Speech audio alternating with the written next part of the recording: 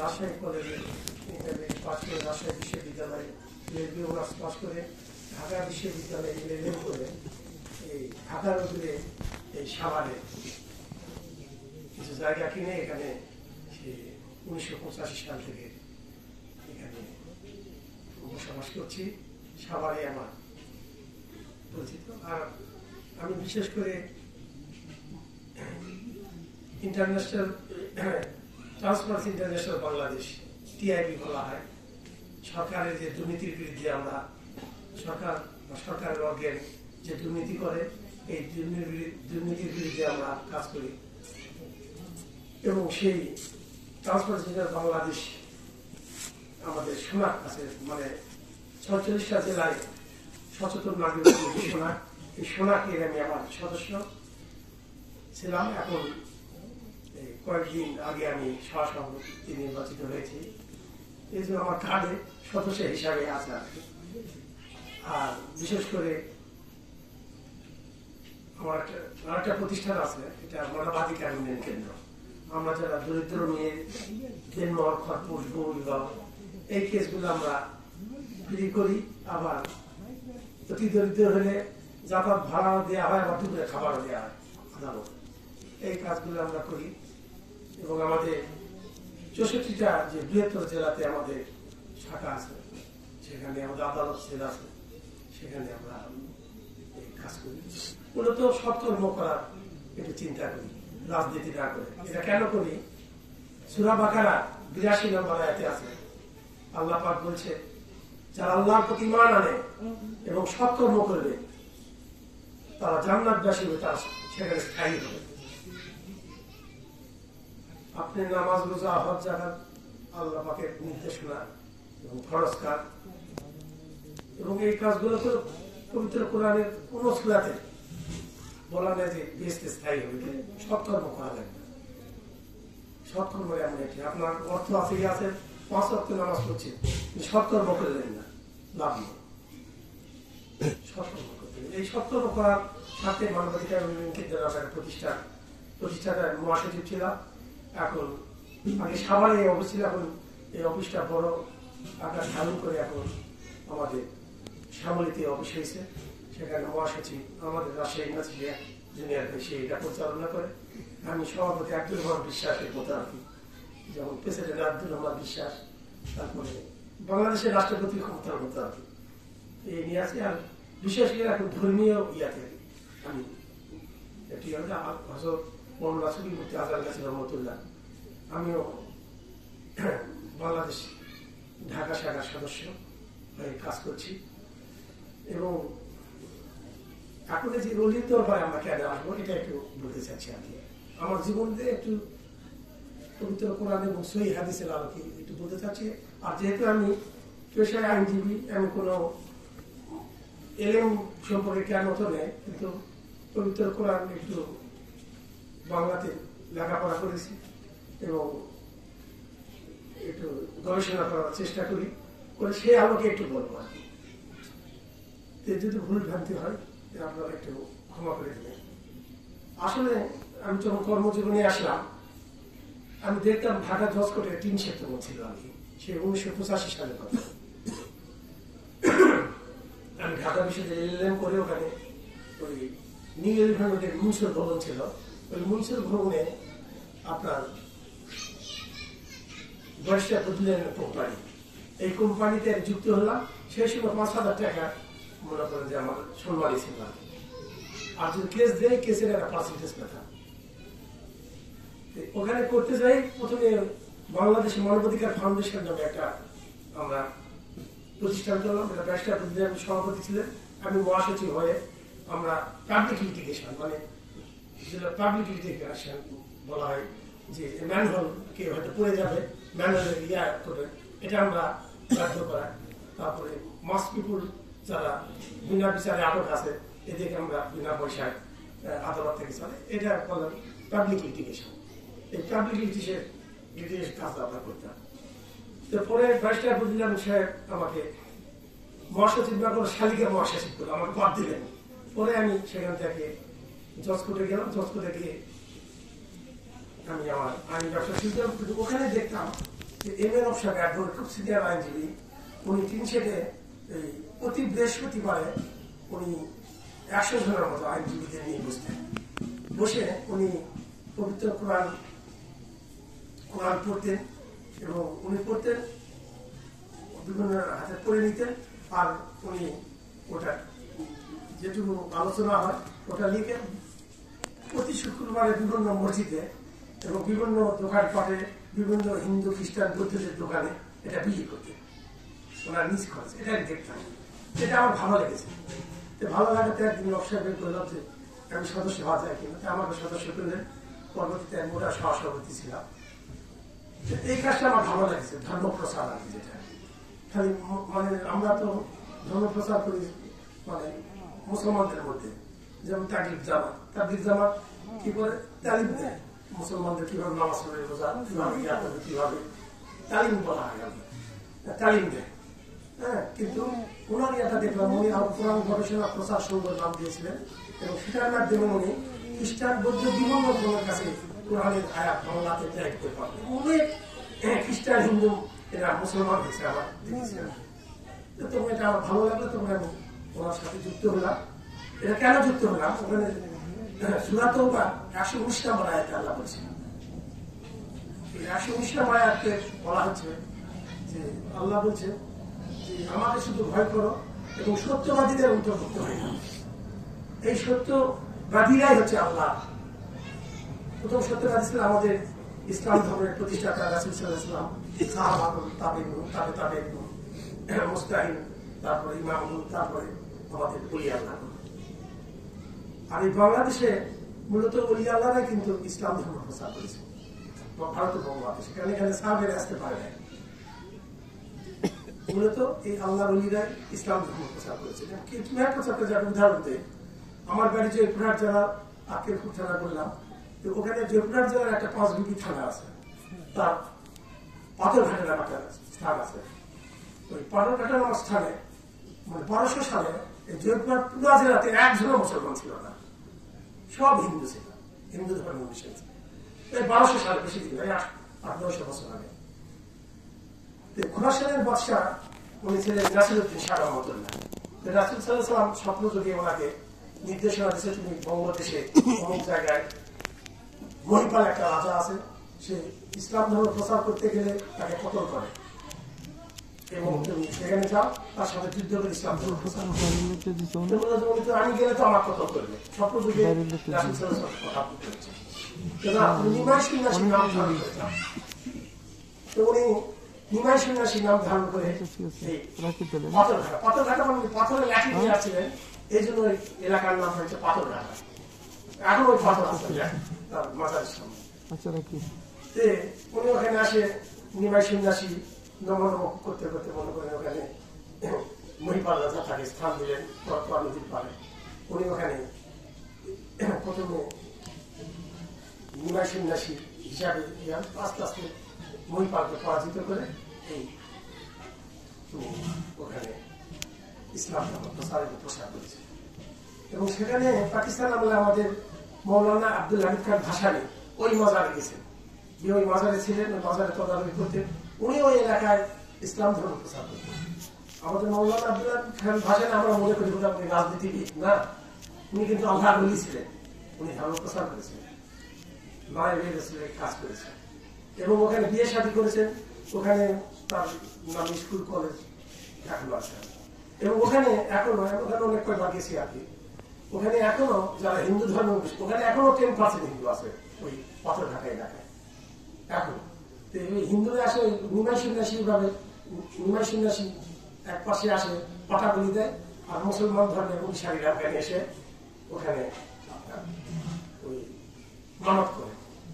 দুই ধর্মের লোকই এই বাজারে জাকাত আছে এখনো, এবং প্রতি শুক্রবারে গেলে এইভাবেই যাওয়া হয়। তো দেখেন আল্লাহর ওলিরা কিন্তু মূলত আমাদের ভারত উপমহাদেশে ইসলাম ধর্ম প্রচার করেছে এবং এই আল্লাহর ওলিদের কিন্তু এখন বাজার ভাঙতেছে, ইয়া করতেছে, আল্লাহর ওলিদের কিন্তু সমান একটা গ্রুপ করছে না, এটা ঠিক না। কি জন্য ঠিক না? যে একটা মানুষে আল্লাহ বলি হোক এক মানুষই হোক, একজন মুসলমান যদি মৃত্যুবরণ করে কবর দেওয়া তার হলো প্রাকৃতিক অধিকার, সেই কবরের অসম্মান করা এটা সবচেয়ে বড় মানবাধিকার লঙ্ঘন, আমি মনে করি আমার দৃষ্টিতে। এবং আল্লাহ পাক বলছেন কি হাদিসে কুরসিতে, এটা 6055 নম্বর বুখারী শরীফের হাদিস, হাদিসে কুরসি, এটা হযরত রায়া রাদিয়াল্লাহু তাআলা থেকে বর্ণিত। রাসূল সাল্লাল্লাহু আলাইহি ওয়াসাল্লাম বলেছেন, আল্লাহ তাআলা বলেন যে আমার ওলিদের বিরুদ্ধে যারা শত্রুতা করে আমি তাদের বিরুদ্ধে অবশ্যই যুদ্ধ ঘোষণা করি, এবং আমার বান্দারা নফল ইবাদতের ফলে নফল ইবাদত করে আমার এত নিকটবর্তী হয়, আমার হাত তাদের হাত হয়ে যায়, যে হাত দিয়ে তারা কথা, হাত দিয়ে তারা প্রশ্ন করে, সুবহানাল্লাহ, আমার চোখ তাদের চোখ হয়ে যায়, চোখ দিয়ে তারা প্রশ্ন করে, আমার মুখ তার মুখ হয়ে যায়, যে মুখ দিয়ে তারা কথা বলে, আমার কান তাদের কান হয়ে যায়, যে কান দিয়ে তারা শ্রবণ করে, আমার পা তাদের পা হয়ে যায়, যে পা দিয়ে তারা চলাফেরা করে। তারা যদি আমার কাছে কিছু চায় আমি তৎক্ষণাৎ দিয়ে দিই, অন্যর জন্য যদি চায় তাও দিয়ে দিই। আল্লাহ নবীদের স্বয়ং আল্লাহ পাক এই হাদিসে কুরসির মাধ্যমে আমরা জানতে পেরেছি যে ভালোবাসি, সেখানে এই এখন আল্লাহ নবীদের মাজার হয়ে আছে, এটা অন্যায়, এটা তীব্র প্রতিবাদ। আজ আপনার প্রকার শরীফের এই ওয়াজ থেকে আমি যোগ দাবি জানাচ্ছি, যারা এটা করে তারা এটা বন্ধ করতে হবে। তবে কিছু বিষয় একটু বলি, যে এটার আবার কিছু ইয়ে আছে, সাড়ে নতুন আছে বা কিছু ইয়ে আছে। আমি আমার বললাম ট্রান্সপারেন্সি ইন্টারন্যাশনাল আমি সহসভাপতি হয়েছিলাম। নির্বাচিত হওয়ার পরে আমরা টিআইবি ট্রাস্টি বোর্ড আছে, মানে সর্বোচ্চ বোর্ড আছে। এই বোর্ডের ইলেকশন হচ্ছে আমাদের সাভার সোনাকের থেকে আমাদের বীর মুক্তিযোদ্ধা আকাম সিরাজুল ইসলাম, ওনার আমার সাথে আজকে আসার কথা ছিল। উনি বয়স্ক জ্ঞানী, ওনার ড্রাইভার নাই, এই জন্য আসতে পারলেন, তাছাড়া আমার সাথে আসতে পারবেন, ওনাকে জমা দিয়েছিলেন। ওনার এই ইলেকশন আবার এই 45টা সোনা জেলা আছে, জেলা ভিত্তিক যেতে হয়। তো ওনার সাথে আমার সভাপতি উনি হচ্ছে অধ্যাপক দীপক রায়, উনি সাভার কলেজের প্রিন্সিপাল ছিলেন। তো উনি উত্তরবঙ্গের সাইডে গেছে, আর আমি আপনার মুন্সিগঞ্জ হয়ে, আপনার ফরিদপুর হয়ে, তারপরে মাদারীপুর হয়ে, আপনার এই বরিশাল হয়ে, বরগুনা, ঝালুকাঠি হয়ে বাগেরহাটে আসলাম। বাগেরহাটে আসলে যাপন করলাম। তো ওখানে 60 গম্বুজ মসজিদে আমরা তিনজন গেছিলাম আর কি। একজন আমার নামাজ টামাজ করে না, উনি আমার একটু ন্যাস্তিক টাইপের, উনি আল্লাহকে বিশ্বাস করেন না, যে সামনে গেছিলাম। আমরা দুইজন নামাজ পড়লাম। নামাজ পড়ে যাওয়ার সময় আমরা বাগেরহাট খানজাল সাহেবের মাজারে দর্শন করে তারপর খুলনা যাবো। সকাল 8টা আমরা গেলাম, সব তালাচালি। আমি ওই মসজিদে যাই, সালাত দিয়ে আমি করছিলাম। এই বীর মুক্তিযোদ্ধা সিরাজ ভাই উনি ঘোরা ঢুকতেছিল, তো ঝাড়ুদা তাকে নিয়ে যায় মাজারে খুলে, ওই মাজারে জোর কেস করে দাঁড়িয়েছে, যে গিলাপ ইয়াকে ইয়া করে তার কাছে 1000 টাকা আদায় করছে। আমি সালাত করে আসার পরে দেখতেছি আমার গিলাপ মানে এরকম মোটাই মাথার করতে দিচ্ছে, মাথায় আর ইয়া হচ্ছে, সে মানে দোলবন্ধ হয়ে যাচ্ছে। আমি দেখে আসে চিৎকার করে জোর করে শেষটা দেওয়া জায়গা এই বলে অনেক লাগাই দিলাম। পরে আমি দেখলাম যে এখানকার কি ইমাম সাহেব ঘুমাচ্ছে। তো ওনার ডাকে তুললাম, তুলে আমি বললাম যে ইনি কে? তো ভাই আমাদের সাথে যাচ্ছে এই অবস্থা। পরে 1000 টাকা নিয়ে তো মুক্তিযোদ্ধা সাহেব দিয়েছি, আপনি বলেন না এই ব্যাটা দেওয়া যাবে না, তো মানুষকে ইমান আমল নষ্ট করার মতো ওই টাকাটা সিন্ধুকে দিয়ে দিলাম, এ আমার তারপর ব্যাগে চলে আসে। এরকম কিছু ইয়া আছে যারা সিজদা করছে মাজারে সিজদা করা যাবে না, আল্লাহ পাক ছাড়া সিজদা তো কাউকে করা যাবে না। এই জন্য অনেকে মনে করে মানুষ মাজারে সিজদা করে।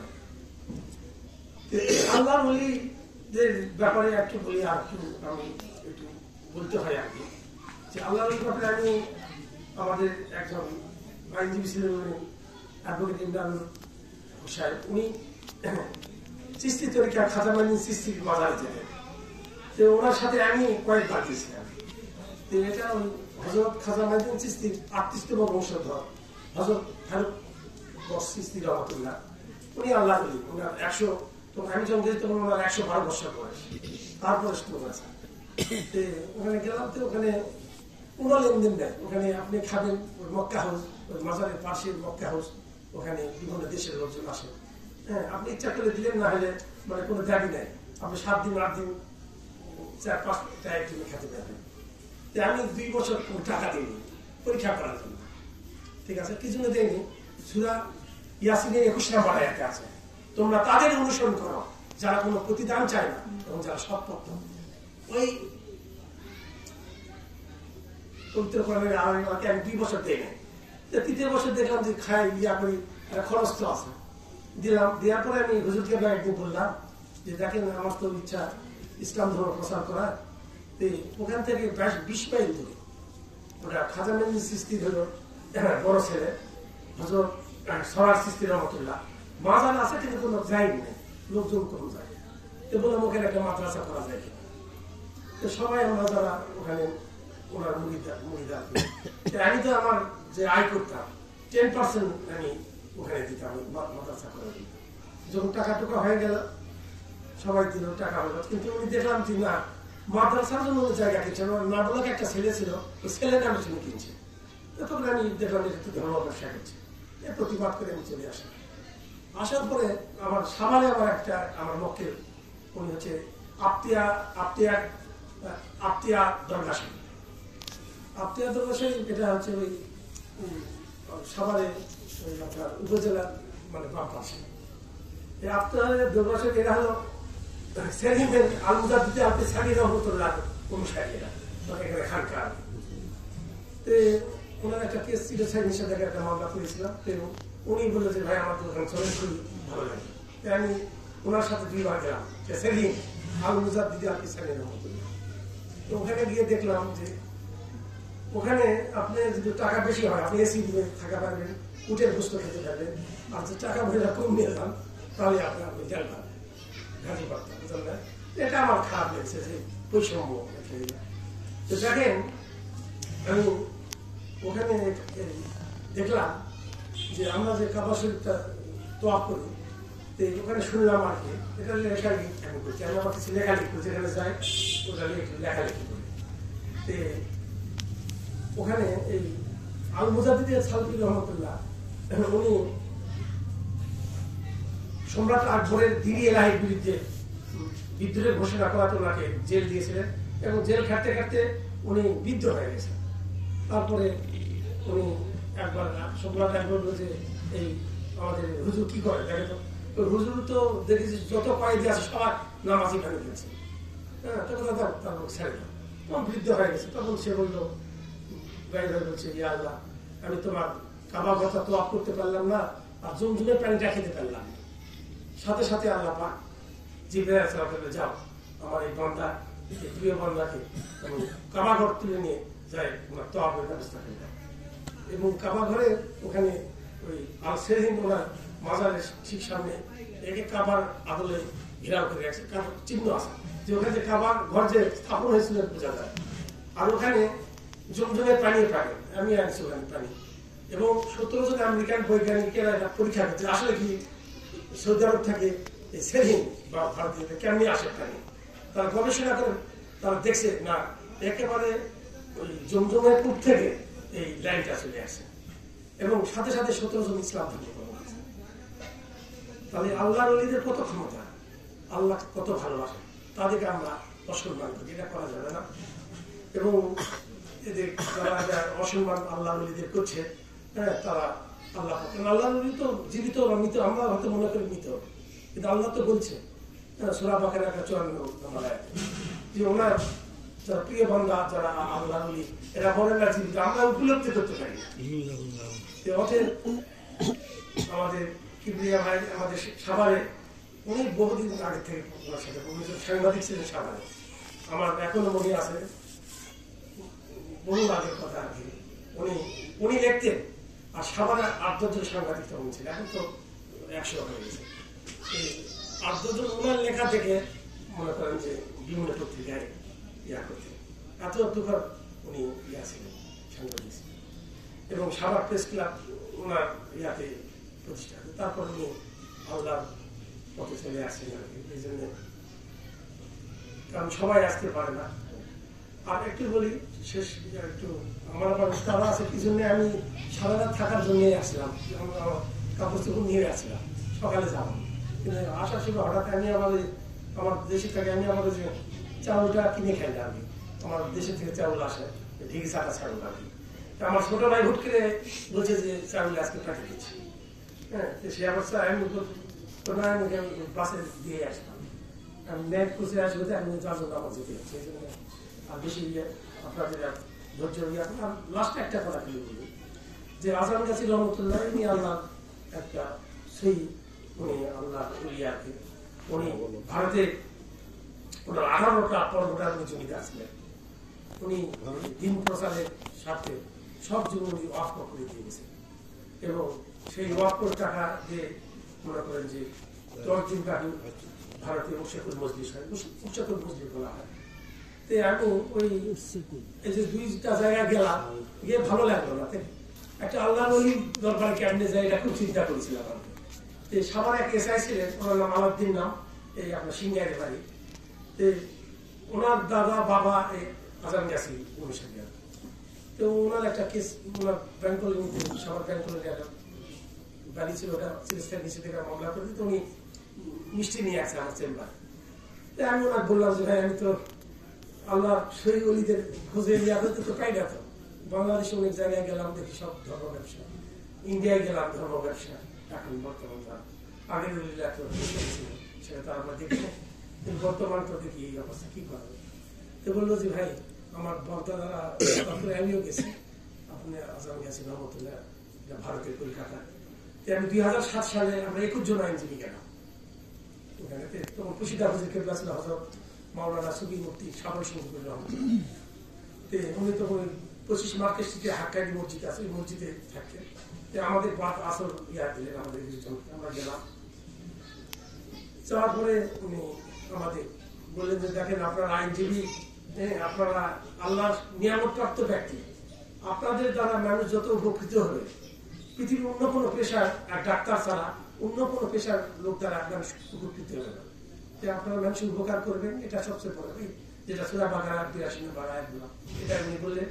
আর উনি বললেন যে দেখেন আজান গাছি যে আমাদের মূলনীতিটা হলো আপনি অজুতে অলটাই মসজিদে থাকা লাগবে, ঠিক আছে, অলটাই মসজিদে থাকা লাগবে। আর কাজা ছাড়া 5 ওয়াক্ত নামাজ পড়তে হবে, এটা প্রথম শর্ত। দ্বিতীয় শর্ত হালাল রুজি খাওয়া লাগবে। তৃতীয় শর্ত টাকার উপরে চলা লাগবে, পরহেজগারি করা লাগবে।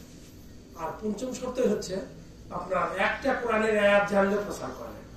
ওটা উনি আমাদের বলবেন, যেটা আপনারা নিজেদের দায়িত্ব পালন করেন, আমার এই দরবারে আসার দরকার নেই।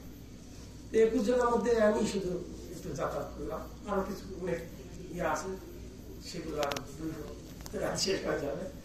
আল্লাহ বলিরা আসলে অনেক কিছু জানে, অনেক কিছু ইয়ে করে। যেমন আলাউদ্দিন ভাই যে দারোগা সাহেব উনি বললেন যে আপনি যদি অজু করে না যান, আপনাকে অজু করে আসতে বলবে। 20 জন অজু করলে আমি অজু করলাম না।